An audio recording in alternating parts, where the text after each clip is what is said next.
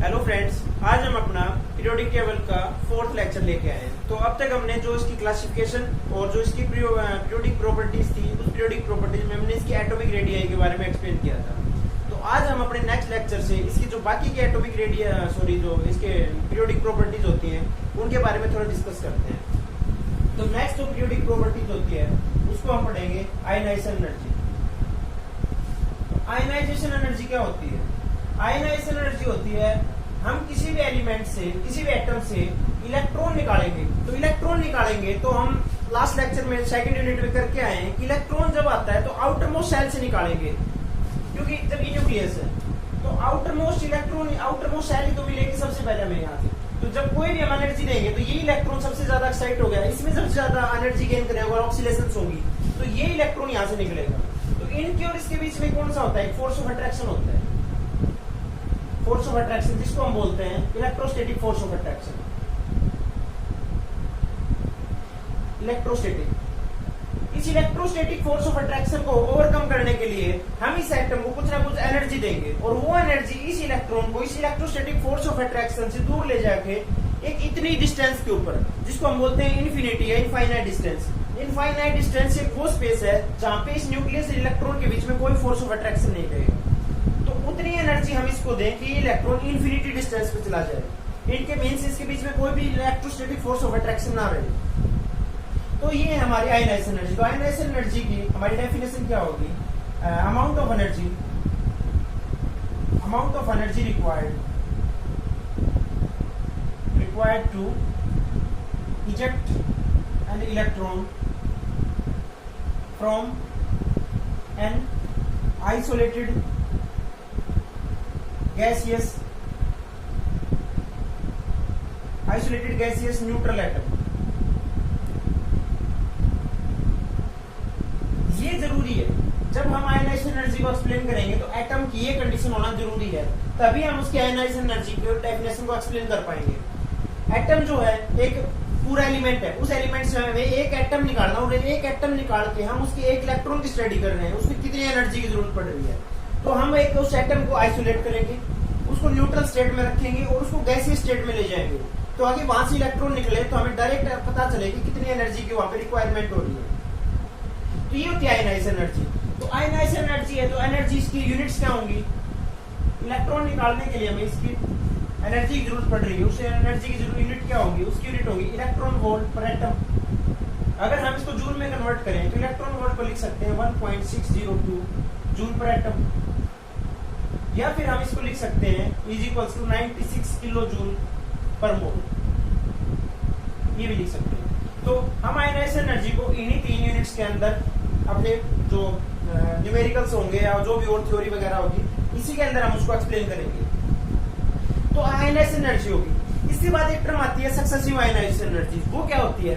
Successive ionization energy का मतलब होता है हमने किसी आइसोलेटेड गैसीय एटम से एक इलेक्ट्रॉन को निकाला, एक इलेक्ट्रॉन निकालने के बाद वो बन गया कैटायन, उसके ऊपर पॉजिटिव चार्ज आ गया, उस पॉजिटिव चार्ज में से हम फिर एक इलेक्ट्रॉन और निकालेंगे, वो होगी उसकी सेकंड आयनाइजेशन एनर्जी। उसके बाद हम उसमें से एक इलेक्ट्रॉन और निकालेंगे, वो होगी उसकी थर्ड आयनाइजेशन एनर्जी। जैसे कोई एक्स एटम है, इसमें से हमने एक इलेक्ट्रॉन निकाला, ये हो गया एक्स प्लस प्लस इलेक्ट्रॉन। इसमें से हमने फिर से एक इलेक्ट्रॉन निकाला, ये हो गया एक्स प्लस, और इसमें ये हो गया x2 प्लस और प्लस इलेक्ट्रॉन। इसमें से हम फिर एक इलेक्ट्रॉन निकालेंगे x2 प्लस, ये हो गया x3 प्लस प्लस इलेक्ट्रॉन। तो ये है जो पहली है, ये इसकी फर्स्ट आयनाइजेशन एनर्जी, ये इसकी सेकंड आयनाइजेशन एनर्जी और ये इसकी थर्ड आयनाइजेशन एनर्जी। एक ही एटम में से हम कंजुगेटिव उसके इलेक्ट्रॉन निकालते जा रहे हैं, जब हम इसको ऐड करेंगे तो ये हो जाएगा, इस x से x कट जाएगा, ये चला जाएगा, तो ओवरऑल रिएक्शन बचेगी x is converting into x3 plus plus 3 electron, और इन सबको आयनाइजेशन एनर्जी को जोड़ देंगे तो वो हो जाएगी हमारी जो सक्सेसिव आयनाइजेशन एनर्जी है उसका सम टोटल आ जाएगा यहाँ से। तो साइन जो कंजुगेटिव है सक्सेसिव आयनाइजेशन एनर्जी है उसका रिलेशन कैसे होता है? उसका रिलेशन है जो थर्ड आयनाइजेशन एनर्जी होगी वो हमेशा सेकंड से ज्यादा होगी और सेकंड हमेशा फर्स्ट से ज्यादा होगी। ये हमेशा एप्लीकेबल होगा, this will hold always for a same element. जब हम सेम एलिमेंट की बात करेंगे तो ये रिलेशन ऑलवेज ट्रू होगा। हाँ, डिफरेंट डिफरेंट एलिमेंट्स के लिए कंपेयर करेंगे तो डिफरेंट हो सकती है, लेकिन एक एलिमेंट्स के लिए ये हमारा ऑलवेज एग्जिस्ट करेगा कि थर्ड आयनाइजेशन एनर्जी सेकंड से ज्यादा होगी और सेकंड की फर्स्ट से ज्यादा होगी। क्यों होगा ये देखते हैं। जैसे ये न्यूक्लियर चार्ज है, कोई भी है, जैसे एल्यूमिनियम का केस है, एल्यूमिनियम में यहाँ पे +30 है प्रोटॉन है और यहाँ पे इसके अराउंड इलेक्ट्रॉन है। तो हमने यहाँ पे मान लिया 3 इलेक्ट्रॉन रखे हैं, इन इलेक्ट्रॉन को निकालना है। तो यहाँ पे पहले 13 इलेक्ट्रॉन थे और 13 ही प्रोटॉन थे, तो वहां पे एक फोर्स ऑफ अट्रैक्शन था। 13 प्रोटॉन ने 13 इलेक्ट्रॉन को होल्ड कर रखा था। अब यहाँ से हमने 1 इलेक्ट्रॉन निकाल दिया, अब यहाँ पे बच गए 12 इलेक्ट्रॉन। तो 13 प्रोटॉन 12 इलेक्ट्रॉन को अच्छी तरह और ज्यादा मजबूती के साथ होल्ड कर लेंगे, तो यहाँ पे और ज्यादा force of attraction, electrostatic force of attraction बढ़ जाएगा। तो बढ़ जाएगा तो इस इलेक्ट्रॉन को निकालना और मुश्किल हो जाएगा, तो उसको और ज्यादा एनर्जी देनी पड़ेगी। अब यहाँ पे 1 इलेक्ट्रॉन निकाल दिया, 13 के साथ 11 इलेक्ट्रॉन का होल्ड रह गया। अब 13 proton 13 positive charge 11 negative charge के साथ एक अच्छा कॉम्बिनेशन सेट कर लेगा और इनके बीच में इलेक्ट्रोस्टैटिक फोर्स ऑफ अट्रैक्शन और ज्यादा बढ़ जाएगा और अब इस इलेक्ट्रॉन को निकालना ऑलमोस्ट इम्पॉसिबल हो जाता है, बहुत मुश्किल हो जाएगा। तो ये जो थर्ड आयनाइजेशन एनर्जी है ये ऑलवेज ग्रेटर होगी सेकंड से और सेकंड ऑलवेज होगी फर्स्ट से। ये हमेशा कंजुगेटिव जो सक्सेसिव आयनाइजेशन एनर्जी का जो ऑर्डर है ये हमेशा एग्जिस्ट करेगा। तो ये होगी हमारी आयनाइजेशन एनर्जी की डेफिनेशन होगी और इसका ट्रेंड हो गया।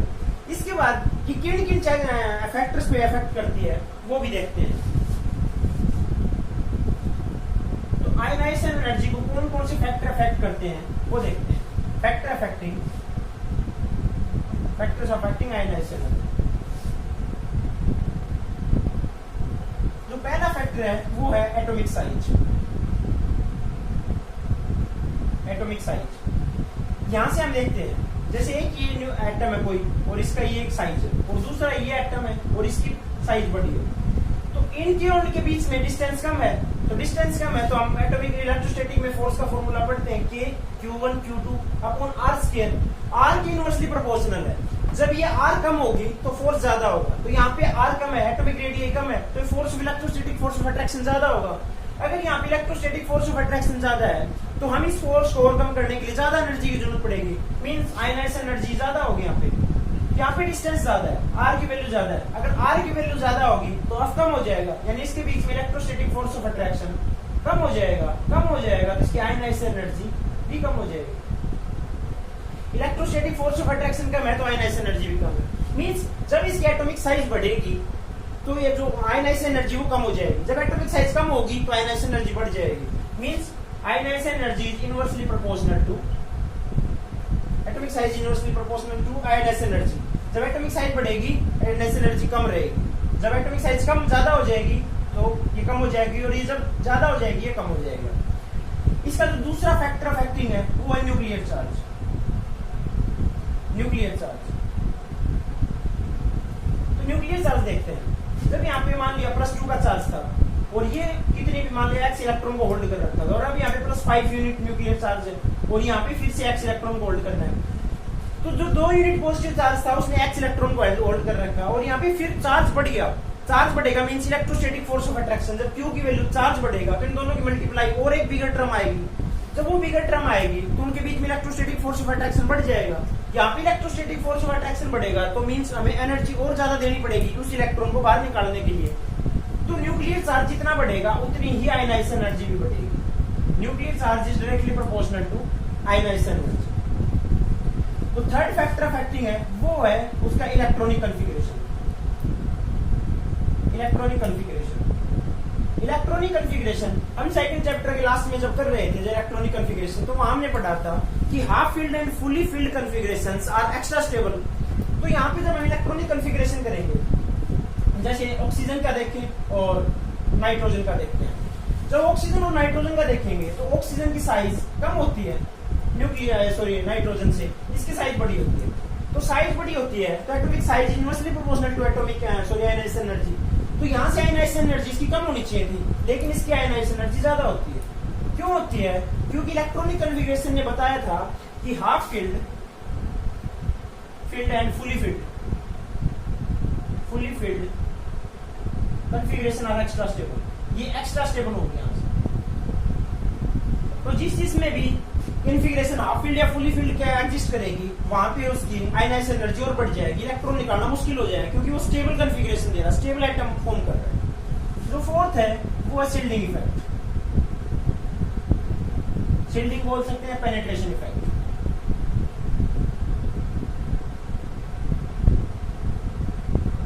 शील्डिंग इफेक्ट या पेनिट्रेशन इफेक्ट हम लास्ट लेक्चर में पढ़ के आए थे। जैसे ये एस की शील्डिंग इफेक्ट सबसे ज्यादा होता है, पी की फिर उससे ज्यादा, फिर डी और फिर एफ। जब साइज एटम कोई भी न्यूक्लियाई है, कोई भी एटम है उसका न्यूक्लियाई ये है और इसके अराउंड ये एस सब सेल है, इसने पूरी तरह से शील्ड कर रखा है इन इलेक्ट्रॉन्स को। इन इलेक्ट्रॉन्स को शील्ड कर रखा है तो बाहर वाले इलेक्ट्रॉन्स को ये बाहर वाले इलेक्ट्रॉन के साथ ज्यादा फोर्स ऑफ अट्रैक्शन नहीं कर पाएगा। मींस एस सब सेल के इलेक्ट्रॉन को निकालना बहुत मुश्किल होगा। मुश्किल क्यों होगा? क्योंकि ये बिल्कुल पास में और उसने कंप्लीट शील्ड कर रखा है बाहर वाले इलेक्ट्रॉन्स को। एफ सब सेल हमने लास्ट लेक्चर में पढ़ा था। एफ सब सेल जो है, एफ सब सेल पूरी तरह डिफ्यूज फॉर्म में होती है, डिफ्यूज फॉर्म में होती है, दूर दूर होती है। दूर होगी तो उसमें से इलेक्ट्रॉन को निकालना मतलब काफी साइज बढ़ जाएगी उसकी, क्योंकि ये डिफ्यूज फॉर्म है और डिफ्यूज फॉर्म होने की वजह से दूर दूर इलेक्ट्रॉन एग्जिस्ट करेंगे। जब इलेक्ट्रॉन दूर चले जाएंगे तो ये डिफ्यूज फॉर्म कर लेगी, तो इलेक्ट्रॉन दूर जाने की वजह से वो उनके बीच में जो फोर्स ऑफ अट्रैक्शन होना चाहिए था वो उस तरीके से एग्जिस्ट नहीं कर पाएगा।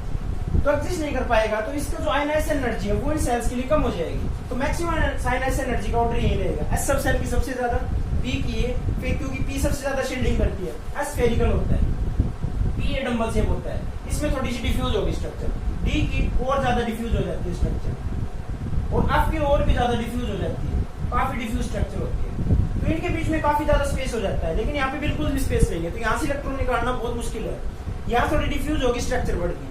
तो हम यहाँ से जो फोर्थ हमारा जो फैक्टर अफेक्ट कर रहा है इसको, वो है शील्डिंग इफेक्ट, वो आप समझ गए होंगे। तो ये होते हैं आयनाइजेशन एनर्जी को जो फैक्टर अफेक्ट करेंगे। इसके बाद देखते हैं हम ट्रेंड। ट्रेंड किस प्रकार ionization energy along the period, along the group किस प्रकार वेरी करती है। तो अलोंग द पीरियड हम इस लास्ट लेक्चर में करके आए हैं, एटॉमिक रेडियस कर रहे थे।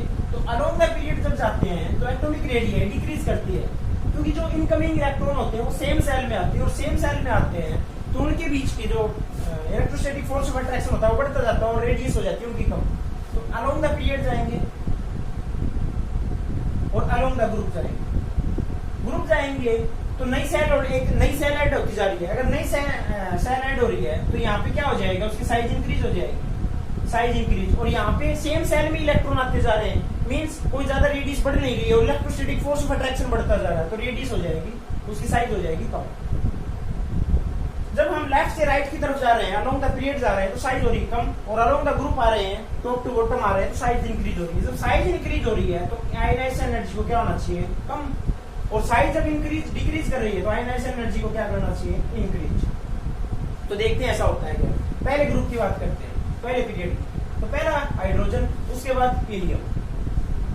हाइड्रोजन में एक एटम है, एक इलेक्ट्रॉन है, यहाँ से हम इलेक्ट्रॉन को निकाल सकते हैं इजीली, H+ में कन्वर्ट कर देंगे।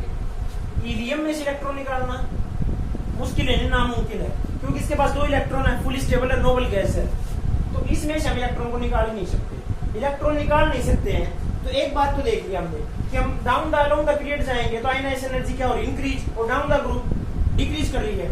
तो ये पहला ही पीरियड है और पहले पीरियड में सबसे ज्यादा मिलेगी, क्योंकि इससे नीचे जाएंगे तो आयनाइजेशन एनर्जी कम होना स्टार्ट हो जाएगी। तो हम बोल सकते हैं कि हीलियम की पीरियोडिक टेबल में सबसे ज्यादा आयनाइजेशन होती है, max ionization.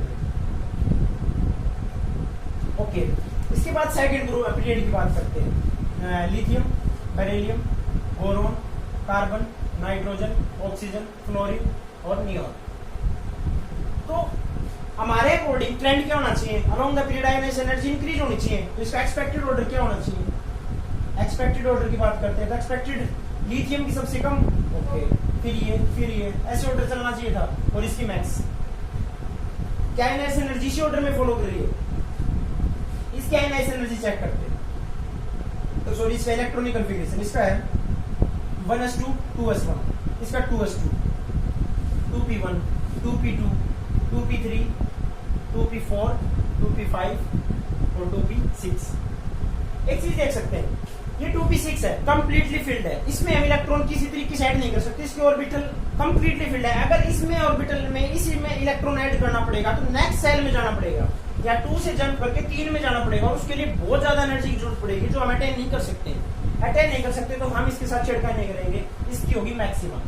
Fluorine most electronegative atom है, इलेक्ट्रोनेगेटिव एटम है, तो ये क्या करेगा, एक इसके 5 एक इलेक्ट्रॉन की कमी है, एक इलेक्ट्रॉन गेन कर सकता है अपनी सेल में, ठीक है, तो ये इसकी हो जाएगी। फिर ये ऑर्डर ऐसे आएगा, ऑक्सीजन, नाइट्रोजन।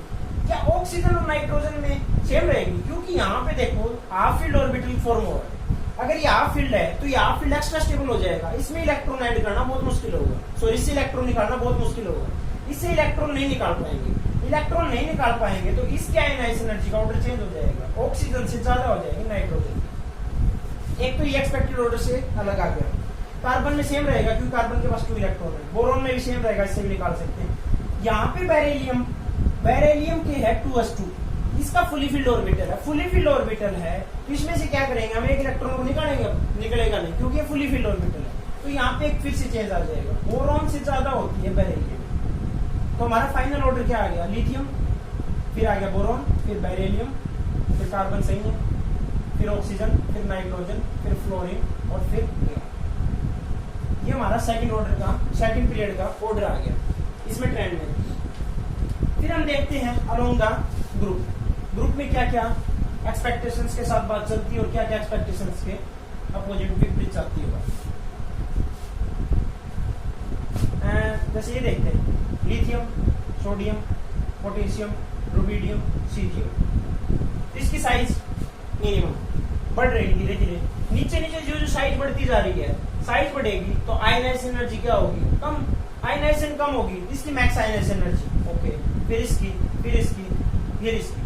तो सीजियम जो है वो पहले ग्रुप में है, और पहले ग्रुप में इस साइड से इस साइड जाने लगेंगे तो अलोंग द पीरियड जाएंगे तो आयनाइजेशन एनर्जी इंक्रीज होगी, इस साइड डिक्रीज हो रही है और इस साइड इंक्रीज, मींस ये जो एलिमेंट है इसकी आयनाइजेशन एनर्जी मिनिमम होगी पीरियोडिक टेबल में, minimum ionization energy in whole periodic table. तो हमने देख लिया मैक्स किसकी है, हीलियम की, और मिनिमम सीजियम की। ये ग्रुप इसमें होल्ड करता है, इसमें कोई दिक्कत नहीं है। फिर हम तो स्पीड लॉ के एलिमेंट सेट करते हैं।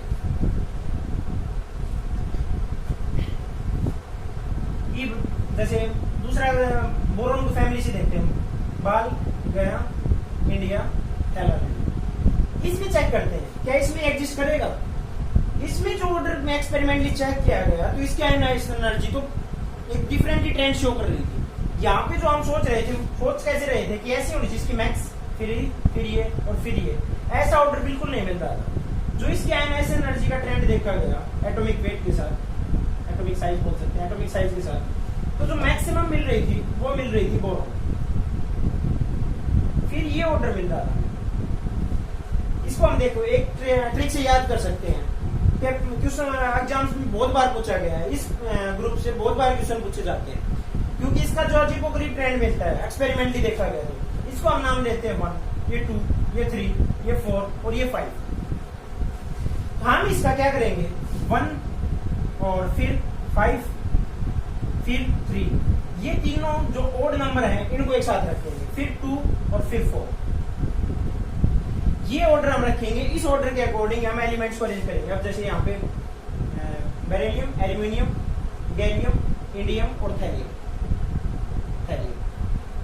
जो बोरोन थी इसकी मैक्सिमम आयनाइजेशन एनर्जी थी, ठीक है। इसके बाद जो आयनाइजेशन एनर्जी मैक्स है वो थैलियम की है। फिर उसके बाद 3 नंबर एलिमेंट 3 गैलियम, ओके, मिल रहा है। उसके बाद सेकंड आयनाइजेशन एनर्जी एल्यूमिनियम की, तो इसको थोड़ा और नीचे, ये है एल्यूमिनियम की और ये है इंडियम की। ये ट्रेंड हमें देखने को मिलता है इस ग्रुप से 1, 5, 2, 4, 1, 5, 3, 2, 4। ये हम इस तरीके से याद कर सकते हैं। ये एक्सपेरिमेंटली नोन डाटा है, इसमें कोई चेंज नहीं होता है, ये डिफरेंट मिलता है, ट्रेंड इसी अकॉर्डिंग मिलता है, हम इसमें कुछ नहीं कर सकते, ये एक्सपेरिमेंटली नोन डाटा है। उसके बाद नेक्स्ट और ग्रुप चेक करते हैं, जैसे कार्बन, सिलिकॉन, जर्मेनियम, टिन और लेड। इस तरीके से नीचे आएंगे तो यहां से इलेक्ट्रॉन की साइज सेम, क्योंकि यहाँ नीचे से ऊपर नीचे आएंगे तो साइज डिक्रीज होने लग जाएगी, डिक्रीज होगी तो एटॉमिक सॉरी आयनाइजेशन एनर्जी है वो डिक्रीज करने लग जाएगी क्योंकि एटॉमिक साइज इंक्रीज कर रही है। तो ये ट्रेंड थे, हमने जो इसमें ट्रेंड देख रहे थे। तो इससे हम एक क्या आइडिया लगा सकते हैं कि मेटलिक करैक्टर और नॉन मेटलिक करैक्टर का कुछ आइडिया लगा सकते हैं, क्योंकि मेटल्स क्या होते हैं, मेटल्स भी होती हैं जो इजीली इलेक्ट्रोपॉजिटिव नेचर में होती हैं। इलेक्ट्रोपॉजिटिव मींस इलेक्ट्रॉन को इजीली डोनेट कर सकती हैं, इलेक्ट्रोपॉजिटिव होती है। तो मतलब लेफ्ट से राइट जा रहे हैं तो आयनाइजेशन इंक्रीज हो रही है, मतलब इलेक्ट्रॉन निकालना मुश्किल हो रहा है, तो मतलब लेफ्ट टू राइट जाएंगे तो मेटल से हम नॉन मेटल की तरफ जा रहे हैं, मेटल से नॉन मेटल करेक्टर मिल रहा है, नॉन मेटल करेक्टर। और टॉप टू बॉटम हम जब आ रहे हैं तो एक चीज देखने को मिलती है कि आयनाइजेशन एनर्जी डिक्रीज होती है। जब डिक्रीज होगी तो इलेक्ट्रॉन निकालना आसान हो जाएगा। जब कोई भी एलिमेंट इलेक्ट्रॉन जल्दी लूज करेगा तो उसके पास कौन से करेक्टर होगा, मेटलिक करेक्टर होगा, ठीक है। तो डाउन टू द बॉटम जाएंगे, टॉप टू बॉटम, तो उसमें मेटलिक करेक्टर इंक्रीज होता है, मेटलिक करेक्टर इंक्रीज होता है।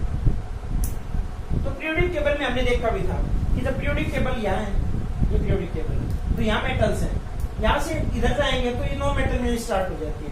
फिर क्या करते हैं, ये नॉन मेटल्स हैं, नॉन मेटल में टॉप टू बॉटम जाएंगे तो नीचे हमें लास्ट में क्या मिलना स्टार्ट हो जाती है, इधर मेटल्स मिलना स्टार्ट हो जाती है। फिर से ये क्यों मिलती हैं, क्योंकि नीचे जब टॉप टू बॉटम जाएंगे तो आयनाइजेशन एनर्जी डिक्रीज हो रही है, और जब आयनाइजेशन एनर्जी डिक्रीज होगी तो हम क्या बोल सकते हैं कि उसका मेटलिक करेक्टर इंक्रीज हो रहा है। तो ये आयनाइजेशन एनर्जी के कुछ फैक्ट्स थे। और देख सकते हैं जैसे एक दो एग्जांपल, डी ब्लॉक एलिमेंट्स कुछ देखते हैं। डी ब्लॉक एलिमेंट्स में क्रोमियम और मैग्नीज का एग्जांपल देखते हैं। क्रोमियम और मैग्नीज का, क्रोमियम में देखते हैं इसमें क्या है, इसका इलेक्ट्रॉनिक कॉन्फ़िगरेशन होता है 4s1 3d5 और इसका इलेक्ट्रॉनिक कॉन्फ़िगरेशन है 4s2 3d5। इसमें सोच के बताओ किसका इलेक्ट्रॉनिक कॉन्फ़िगरेशन, तो ये है, इसमें आयनाइजेशन एनर्जी किसकी ज्यादा होगी। तो आयनाइजेशन एनर्जी क्या बोलती है, the amount of energy required to eject an electron from the outermost shell या वैलेंस सेल। तो इसकी वैलेंस सेल कौन सी है, ये तब बोला था आओ बाबू ने बोला था, हमने उस टाइम पे भी इसका डिस्कशन किया था कि आओ बाबू ने बोला था इसकी एनर्जी कम है तो इसको पहले फील करेंगे। ये पहले फील जरूर किया जाता है, लेकिन ये आउटर मोस्ट सेल,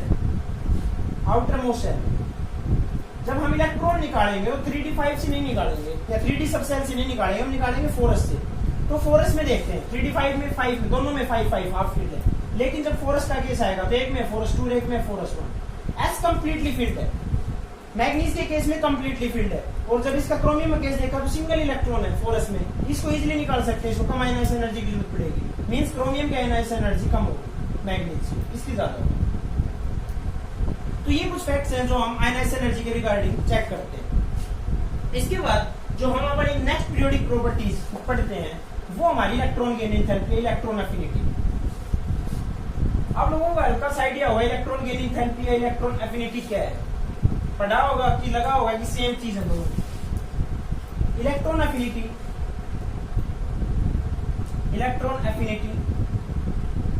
इसके नाम में ही इसका मतलब है। और सेकंड है इलेक्ट्रॉन गेन एंथैल्पी। ये दोनों अलग अलग टर्म्स हैं, इसको देखते हैं क्या कहना चाहते हैं। Electron gain enthalpy, electron affinity, affinity का मतलब अफेक्शन, उसके लिए उसका कितना प्यार है, अफेक्शन। इलेक्ट्रॉन के लिए उस एटम का कितना अफेक्शन है वो उसको बोलते हैं इलेक्ट्रॉन एफिनिटी, ठीक है। कोई भी एलिमेंट है जैसे फ्लोरीन है, क्लोरीन है, इन दोनों में से इलेक्ट्रॉन के लिए एफिनिटी किसकी ज्यादा है, कौन इलेक्ट्रॉन को जल्दी एक्सेप्ट करेगा, कि कौन इससे अफेक्टेड ज्यादा, अफेक्शन ज्यादा रखते हैं।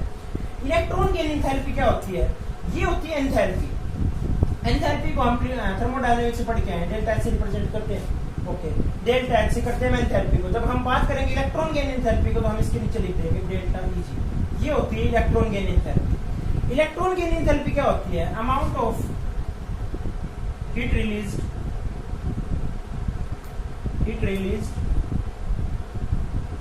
और अब्जॉर्ब, रिलीज भी हो सकती है और अब्जॉर्ब भी हो सकती है, when an electron is added in valence shell of, ये जरूरी, of an isolated neutral gaseous atom, ये चीज याद रखनी जरूरी है। हम जब भी ऐड करेंगे, जब आयनाइजेशन एनर्जी की बात कर रहे थे, इलेक्ट्रॉन निकाल रहे थे आइसोलेटेड न्यूट्रल और गैसियस एटम से, जब ऐड करेंगे तो भी हम आइसोलेटेड न्यूट्रल और गैसियस एटम में ही ऐड करेंगे, ठीक है। तो इन दोनों में डिफरेंस क्या होता है, इलेक्ट्रॉन एफिनिटी भी तो इलेक्ट्रॉन एक्सेप्ट कर रही है, इलेक्ट्रॉन गेन एंथैल्पी भी तो वही बात चीज बोल रही है, इनमें फर्क क्या होता है, इसको हम इक्वेशन से देखते हैं। जैसे कोई भी एक है x, इसमें हमें इलेक्ट्रॉन ऐड करना है, ये बनाना है x माइनस, ठीक है, एक इलेक्ट्रॉन इसको दिया और ये बन गया x माइनस। यहाँ पे कुछ एनर्जी रिलीज होगी, जैसे ई एनर्जी, जो ये एनर्जी रिलीज हो रही है, जो ये एनर्जी, तो इसको हम सिंपली इस एनर्जी को बोलते हैं इलेक्ट्रॉन एफिनिटी, इस एनर्जी को। लेकिन हम थर्मो में लास्ट 11th क्लास में भी हम थर्मो में पढ़ भी लिया होगा, हम 10th क्लास में पढ़ के भी आए हैं। थर्मो में हम पढ़ते हैं जो एनर्जी रिलीज होती है, जब एनर्जी रिलीज होती है किसी भी रिएक्शन से, तो उसको बोलते हैं हम एक्सोथर्मिक रिएक्शन, ठीक है, एक्सोथर्मिक रिएक्शन। और एक्सोथर्मिक रिएक्शन के लिए डेल्टा एच की वैल्यू होती है नेगेटिव। और जब एनर्जी किसी भी रिएक्शन में अब्जॉर्ब होगी तो उसको बोलते हैं एंडोथर्मिक रिएक्शन, एंडोथर्मिक। और जब रिएक्शन एंडोथर्मिक होगी तो डेल्टा एच की वैल्यू क्या होती है, पॉजिटिव। यहाँ पे जब एक्स में एक एलिमेंट को इलेक्ट्रॉन को ऐड किया गया तो वहां से कुछ एनर्जी निकली है, एनर्जी निकली है तो क्या होगी, वो नेगेटिव होगी। तो यहाँ से इस वैल्यू की हम जब डेल्टा, ये तो सिंपली एनर्जी, ये एनर्जी निकल रही है, जो जितनी एनर्जी निकल रही है उस साइन के साथ, क्योंकि एनर्जी निकल रही है तो पॉजिटिव एनर्जी लिखेंगे। जैसे सोडियम है, सोडियम की वाटर के साथ रिएक्शन करवाते हैं तो इसमें से होता है NaOH प्लस हाफ H2 और प्लस एनर्जी, यहाँ पे एक सफिशिएंट एनर्जी निकलती है। जो इसमें से जो एनर्जी निकलेगी ये इस ऑक्सीजन के साथ, सॉरी हाइड्रोजन के साथ रिएक्शन करके आग जो कैचेस फायर, सोडियम आग पकड़ जाता है पानी के साथ, वो इसी के लिए तो होती है, क्योंकि एक्सोथर्मिक रिएक्शन है। ये एनर्जी निकल रही है, ये किसके साथ ऐड हो जाएगी, हाइड्रोजन के साथ। और हाइड्रोजन को जब एनर्जी दी जाएगी तो इनफ्लेमेबल तो है, ये कंबस्टाइल है। तो यहाँ से जब एनर्जी निकल रही है तो सिंपली एनर्जी जो निकल रही है इसको हम बोलते हैं इलेक्ट्रॉन एफिनिटी। लेकिन जब एनर्जी रिलीज होगी तो उसके लिए हम electron affinity, sorry electron gain enthalpy की डेफिनेशन क्या लिखेंगे, या उसका फॉर्मूला क्या लिखेंगे, माइनस ऑफ ई, क्योंकि एनर्जी रिलीज हो रही है। और जब डेल्टा एच ई की बात की हमने देखा, जब एक्सोथर्मिक रिएक्शन है तो डेल्टा एच की वैल्यू नेगेटिव होती है, तो हम इस ई को नेगेटिव के साथ लेके आएंगे। तो हमारा सिंपली फॉर्मूला क्या होता है, delta H of Eg is equals to minus of electron affinity. सिर्फ उनका जो मैग्नीट्यूड है वो सेम रहेगा, लेकिन जो उनका साइन है वो अपोजिट होगा, ठीक है, याद रखना है। इलेक्ट्रॉन एफिनिटी और इलेक्ट्रॉन गेन एंथैल्पी में कंफ्यूज नहीं होना है। अब देखते हैं इसकी सक्सेसिव भी, इलेक्ट्रॉन गेन एंथैल्पी क्या है, ये इलेक्ट्रॉन एफिनिटी क्या है। जैसे ऑक्सीजन का एटम है, ऑक्सीजन में हमने एक इलेक्ट्रॉन ऐड किया, ये बन गया O minus plus electron, plus यहाँ से एनर्जी निकलेगी, ठीक है, ये इलेक्ट्रॉन एफिनिटी है, इलेक्ट्रॉन एफिनिटी। लेकिन जब हम O माइनस है, यहाँ पे एक इलेक्ट्रॉन एक्स्ट्रा आ गया, इलेक्ट्रॉन आने की वजह से इसके ऊपर कौन सा चार्ज आ गया, नेगेटिव। अब नेगेटिव, और जब हम इसको एक इलेक्ट्रॉन और देंगे तो इस नेगेटिव चार्ज और इस इलेक्ट्रॉन के बीच में क्या होगा, रिपल्सन होना स्टार्ट हो जाएगा। ये नहीं चाहेगा इस इलेक्ट्रॉन को लेना, लेकिन इसको लेना है इलेक्ट्रॉन को, तो हम जबरदस्ती देंगे तो क्या करेंगे, ये एनर्जी के साथ देना पड़ेगा। तो यहाँ से जब इलेक्ट्रॉन को देंगे तो ये हो जाएगा O2 माइनस, इलेक्ट्रॉन ये हो जाएगा O2 माइनस। लेकिन यहाँ से अब एनर्जी निकलेगी नहीं, अब एनर्जी देनी पड़ेगी, यूरी हो जाएगी electron gain enthalpy, sorry electron affinity. जो पहले वाले केस में ये हम बोल सकते हैं जनरली पॉजिटिव होती है, जनरली बोल सकते हैं ऑलमोस्ट पॉजिटिव ही होती है। जब पहली बार हम जब आइसोलेटेड गैसियस एटम होता है, न्यूट्रल एटम होता है, उसको जब पहला इलेक्ट्रॉन देते हैं तो ऑलमोस्ट एनर्जी रिलीज ही होती है। रिलीज होगी तो जो पहली इलेक्ट्रॉन एफिनिटी है वो ऑलवेज पॉजिटिव होगी। लेकिन जब एक इलेक्ट्रॉन उसको मिल चुका है, जब सेकंड इलेक्ट्रॉन देंगे तो उसकी इलेक्ट्रॉन एफिनिटी ऑलवेज नेगेटिव होगी, और ये इतनी नेगेटिव होगी कि हमेशा इससे ज्यादा होगी। ये E1 और ये हो गया E2, और ये E2 हमेशा ऑलवेज बड़ी होगी, तो E2 is always greater than E1, always, याद रखना है। तो इलेक्ट्रॉन एफिनिटी हमेशा इससे बड़ी होगी। जब इलेक्ट्रॉन एफिनिटी बात कर रहे हैं तो हम इसके साथ एक डेल्टा, उसकी इलेक्ट्रॉन गेन एंथैल्पी बात करते हैं, तो इसकी इलेक्ट्रॉन गेन एंथैल्पी क्या होगी, delta H of Eg is equals to, ये हो जाएगी माइनस ऑफ E। यहाँ से कितनी हो जाएगी, यहाँ एनर्जी निकल रही है, यहाँ एनर्जी हम दे रहे हैं मींस एंडोथर्मिक रिएक्शन, और एंडोथर्मिक है तो delta H of Eg is equals two plus E2, और इसको बोल सकते हैं E1। तो E2 is always greater than E1, तो delta H of Eg of whole reaction is equals to positive. Positive होगा तो मींस हम वहां पे कुछ ना कुछ एनर्जी देनी पड़ेगी, निकलेगी नहीं वहां से। जब भी हम पॉलीवैलेंट, कोई भी पॉलीवैलेंट एनायन बनाएंगे, तो पॉलीवैलेंट एनायन बनाएंगे तो हम पॉलीवैलेंट एनायन होगा जब भी बनेगा तो उसकी याद रखना जब एनायन बनेगा ये, तो delta H of Eg electron gain enthalpy will always will be positive, always, कभी भी ऐसा कोई एक सिंगल केस भी नहीं मिलेगा कि डेल्टा एच ऑफ नेगेटिव मिल जाएगी, मींस वहां से एनर्जी लीक हो जाए। हाँ, सिंगल केस में जनरली नेगेटिव ही मिलेगी, लेकिन पॉलीवैलेंट जब एक से ज्यादा बना लेंगे, जब एक से ज्यादा हम वहां पे इलेक्ट्रॉन ऐड कर देंगे तो वहां पे हमेशा इलेक्ट्रॉन एफिनिटी या electron gain enthalpy negative positive होगी और इलेक्ट्रॉन एफिनिटी नेगेटिव होगी। ये हमारे हैं इसके कुछ बेसिक्स। फिर हम इसके देखते हैं सो फैक्टर इफेक्ट, कौन कौन से फैक्टर इफेक्ट करते हैं इलेक्ट्रॉन एफिनिटी। फैक्टर अफेक्टिंग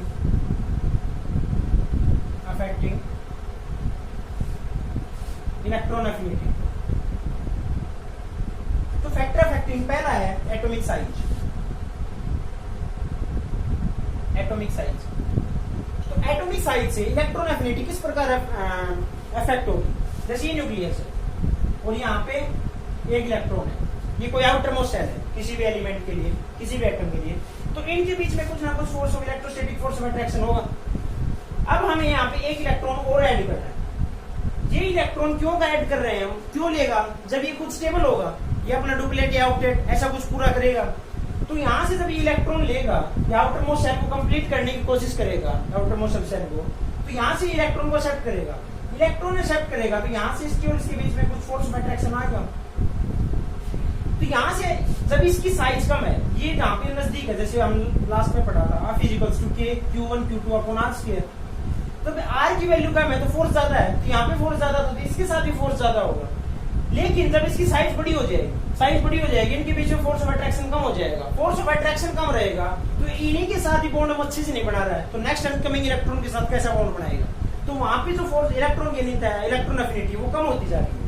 तो एटॉमिक साइज जब बढ़ेगी, तो एटॉमिक साइज इंक्रीज करेगी, तो उसकी इलेक्ट्रॉन एफिनिटी डिक्रीज करेगी। हम बात कर रहे हैं इलेक्ट्रॉन एफिनिटी। दूसरा फैक्टर है न्यूक्लियर चार्ज।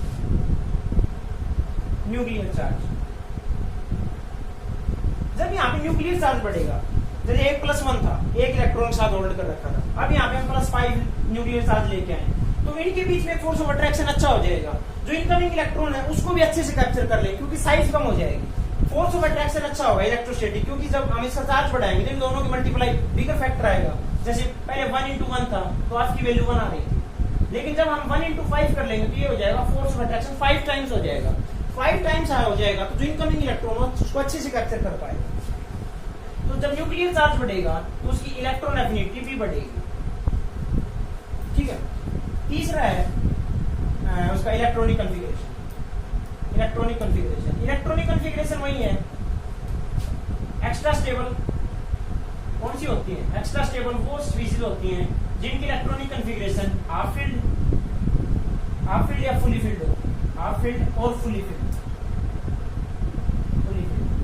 तो हाफ फील्ड और फुली फील्ड है तो वो पहले से स्टेबल है, उनको इलेक्ट्रॉन लेने की जरूरत ही नहीं है, तो वो इलेक्ट्रॉन नहीं लेंगे, इलेक्ट्रॉन नहीं लेंगे तो देना है उनको इलेक्ट्रॉन, तो पक्का इलेक्ट्रॉन देंगे तो क्या करेंगे, वो लेना नहीं चाहेंगे तो लेना नहीं चाहेंगे तो जबरदस्ती देना पड़ेगा, जबरदस्ती देंगे तो वहां में साथ में उसकी एनर्जी भी देनी पड़ेगी, एनर्जी देनी पड़ेगी तो मींस एनर्जी रिलीज नहीं होगी, मींस उसकी इलेक्ट्रॉन एफिनिटी कम हो जाएगी, नेगेटिव में आएगी।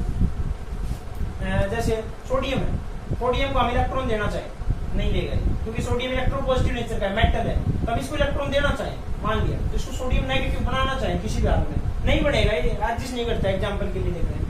तो यहाँ से इलेक्ट्रॉन एनर्जी यहाँ से निकलेगी नहीं, इसको एनर्जी देनी पड़ेगी, मींस प्लस एनर्जी देनी पड़ेगी, तो हम प्लस को इधर लेके आए तो देखेंगे माइनस, यानी एनर्जी देनी पड़ रही है, निकल नहीं रही है। ये होती है इलेक्ट्रॉन एफिनिटी, हमने पढ़ा था with sign electron affinity. Electron affinity negative है, इलेक्ट्रॉन एफिनिटी नेगेटिव मतलब इलेक्ट्रॉन के लिए उसका कोई अफेक्शन ही नहीं है, वो नेगेटिव में, इलेक्ट्रॉन के लिए कोई अफेक्शन ही नहीं है, तो वो एग्जिस्ट क्यों लेगा वो। तो हाफ फील्ड और फुली फील्ड जो ऑर्बिटल्स होते हैं, जो सबसेल्स होती हैं, उनकी जो इलेक्ट्रॉन एफिनिटी होती है वो बहुत ही कम होती है, ऑलमोस्ट जीरो होती है, बोल सकते हैं। फुली फील्ड की तो जीरो ही होती है, electron affinity is approximately zero for fully field orbitals,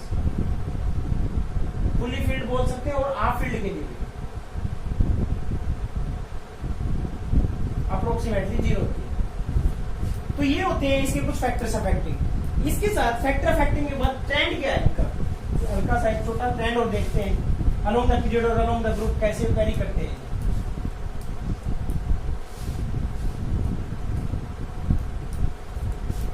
जब अलोंग द पीरियड चलेंगे तो पीरियड में अलोंग द जाएंगे तो क्या होगी, इसकी साइज, एटॉमिक साइज डिक्रीज होगी, एटॉमिक साइज डिक्रीज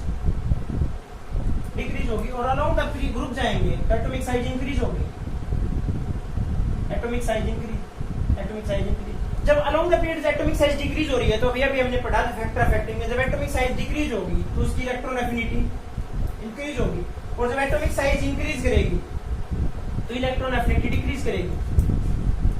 तो अलोंग द पीरियड देखते हैं हाइड्रोजन और हीलियम। हाइड्रोजन को हम एक इलेक्ट्रॉन दे सकते हैं, ये ले लेगा, एक इलेक्ट्रॉन ऐड करेंगे H- हाइड्राइड आयन बना लेगा, और प्लस जो भी इसकी एनर्जी है। लेकिन हीलियम को हम दे ही नहीं सकते, इलेक्ट्रॉन लेगा ही नहीं किसी भी कंडीशन के ऊपर, इलेक्ट्रॉन नहीं लेगा हीलियम, तो इसकी हम बोल सकते हैं इलेक्ट्रॉन एफिनिटी सबसे लिस्ट होती है पीरियोडिक टेबल। कैसे बोलूं,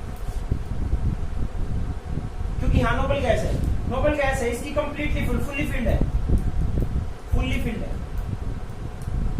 तो हमें देखने को क्या मिल रहा था, इधर से इधर जा रहे थे तो एटॉमिक साइज क्या करनी चाहिए थी, इंक्रीज करनी चाहिए थी, एक्सपेक्टेड था, लेकिन एटॉमिक इलेक्ट्रॉन की एंथैल्पी तो डिक्रीज हो रही है, तो हाइड्रोजन की ज्यादा होगी हीलियम से, इलेक्ट्रॉन एफिनिटी। ओके, ये हो गया पहला ही एक्सेप्शन पहले पीरियड में। दूसरा पीरियड देखते हैं, lithium, beryllium, boron, carbon, nitrogen, oxygen, fluorine और नियोन। तो सेम है, अलोंग द पीरियड जा रहे हैं तो along the period electron affinity क्या होनी चाहिए, इंक्रीज होनी चाहिए, इंक्रीज होनी चाहिए इलेक्ट्रॉन एफिनिटी। तो क्या इलेक्ट्रॉन एफिनिटी इंक्रीज होगी, नियोन इलेक्ट्रॉन ले लेगा, कभी नहीं लेगा, क्योंकि ये तो फुली फिल्ड है, और ये लेगा ही नहीं, तो इसकी इलेक्ट्रॉन एफिनिटी 0। तो इससे सबसे पहले लाके रख देंगे इसको, इसकी हो जाएगी मिनिमम नियोन। तो एक्सपेक्टेड ऑर्डर तो हमारा ये होना चाहिए था, इसकी मिनिमम, फिर ये, फिर ये, फिर ये। लेकिन ऐसा ऑर्डर एग्जिस्ट ही नहीं करता है। तो क्यों नहीं करता है, किसकी इलेक्ट्रॉनिक कॉन्फ़िगरेशन वही 2s1, 2s2, 2p1, p2, p3, p4, p5, p6। तो p6 है, या तो कंप्लीटली फिल्ड है, ये इलेक्ट्रॉन लेगा ही नहीं, तो नियोन सबसे पहले, नियोन सबसे पहले आ गया। तो यहां से देखते हैं लिथियम, लिथियम है, फिर बेरिलियम। तो यहां देखते हैं बेरिलियम के पास 2s2 है, इसके पास भी एक अपनी जो ऑर्बिटल है वो कंप्लीटली फिल्ड है, ये इलेक्ट्रॉन नहीं लेगा, तो इसको हम बोरॉन से, सॉरी लिथियम से पहले ही रखेंगे, लिथियम, फिर बोरॉन, कार्बन, फिर से नाइट्रोजन। नाइट्रोजन के पास भी फुली फिल्ड ऑर्बिटल है, नाइट्रोजन के पास फुली फिल्ड ऑर्बिटल है, तो ये भी इलेक्ट्रॉन एफिनिटी को नहीं करेगा, शो नहीं करेगा, क्योंकि इसका हाफ फिल्ड ऑर्बिटल है। फिर ऑक्सीजन के पास इजीली एक्सेप्ट कर लेगा, और लास्ट में फ्लोरीन। ये तो हमारा along the period. Along the group देखते हैं क्या सेम एक्सपेक्टेशंस के साथ मिल रही है। तो जैसे हम हाइड्रोजन फैमिली के साथ जो हमारी बुक्स में भी एक एक्सेप्शन दे रखा है, उसको देख लेंगे साथ, फ्लोरीन, क्लोरीन, ब्रोमीन और आयोडीन। तो down to the up to top to the bottom जा रहे थे, तो न्यूक्लियर साइज बढ़ रही है, न्यूक्लियर साइज बढ़ रही है, तो इलेक्ट्रॉन एफिनिटी को क्या करना चाहिए था, डिक्रीज। ओके, डिक्रीज करना चाहिए था, लेकिन फ्लोरीन की साइज क्या होती है, बहुत छोटी होती है। फ्लोरीन इज स्मॉलेस्ट एलिमेंट है, ठीक है, काफी छोटा है अपने पीरियड का, इतना छोटा है, और यहाँ पे इलेक्ट्रॉन है ज्यादा, इसके पास 9 इलेक्ट्रॉन है, और आउटर मोस्ट में 1s2, 2s2, 2p5, यहाँ पे 5 इलेक्ट्रॉन तो पहले ही है, तो इनके बीच में स्मॉल साइज होने की वजह से, जैसे ये है, और एक स्मॉल साइज में 5 इलेक्ट्रॉन भरे हुए हैं, इनके बीच में आपस में पहले से रिपल्सन हो रहा है, तो नेक्स्ट इनकमिंग इलेक्ट्रॉन है उसके लिए उतनी एफिनिटी नहीं होगी जैसे क्लोरीन के लिए। क्लोरीन की साइज थोड़ी सी इससे ज्यादा बड़ी होती है, इसके पास वैकेंट डी ऑर्बिटल भी होता है, वैकेंट डी ऑर्बिटल होता है, तो ये इलेक्ट्रॉन की साइज को थोड़ी सी बढ़ जाती है, इनके बीच में इतना इलेक्ट्रॉन नहीं, सॉरी इसके बीच में उतना रिपल्सन नहीं होता है, और इसकी इलेक्ट्रोनेगेटिविटी का डिफरेंस होता है इन दोनों के बीच में, वो ज्यादा नहीं होता है, वो थोड़ा ही होता है।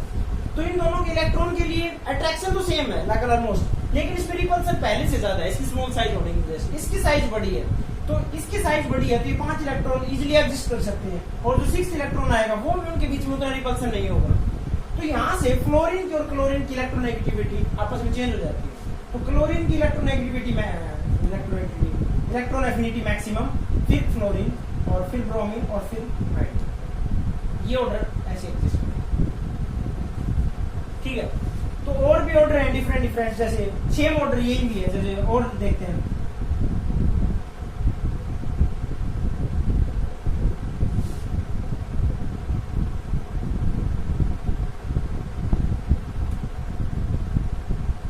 और फ्लोरीन, सारे इसी जो पीरियड है इन सब के साथ एग्जिस्ट करेंगे। इनकी साइज बहुत छोटी है, साइज छोटी है तो अब नॉर्मल बिहेवियर शो करेंगे। अब नॉर्मल बिहेवियर शो करेंगे तो इन सब की जो इलेक्ट्रॉन एफिनिटी है वो इनसे जो नीचे सेकंड पीरियड है उनसे कम हो जाएगी, तो ये ऊपर चले जाएंगे यहाँ से और ये यहाँ जाएंगे। तो इनकी इलेक्ट्रोनेगेटिव एक ये ग्रुप है। इस ग्रुप में जब एक्सपेरिमेंटली देखा गया तो ऑक्सीजन की इलेक्ट्रॉन एफिनिटी लिस्ट होती है अपने ग्रुप में, सल्फर की मैक्स, फिर सेलेनियम, टेलेरियम, पोलेनियम और फिर ऑक्सीजन। ऑक्सीजन की लिस्ट होती है। ये कुछ फैक्ट्स हैं, ये आपको याद रखने हैं। तो ये हमने कुछ जो पीरियोडिक प्रॉपर्टीज थी एटॉमिक रेडियाई की, फिर हमने इलेक्ट्रोनेगेटिव आयनाइजेशन एनर्जी की, और फिर हमने इलेक्ट्रॉन एफिनिटी। तो ये इसके बाद एक दो कुछ फैक्ट्स और बचते हैं, और एक और जो पीरियोडिक प्रॉपर्टी बचती है वो इलेक्ट्रोनेगेटिविटी। तो वो हमारा लास्ट लेक्चर है, उसमें कंप्लीट कर लेंगे। तो आज के लिए काफी है। Thank you guys, please share and subscribe the channel. Thank you.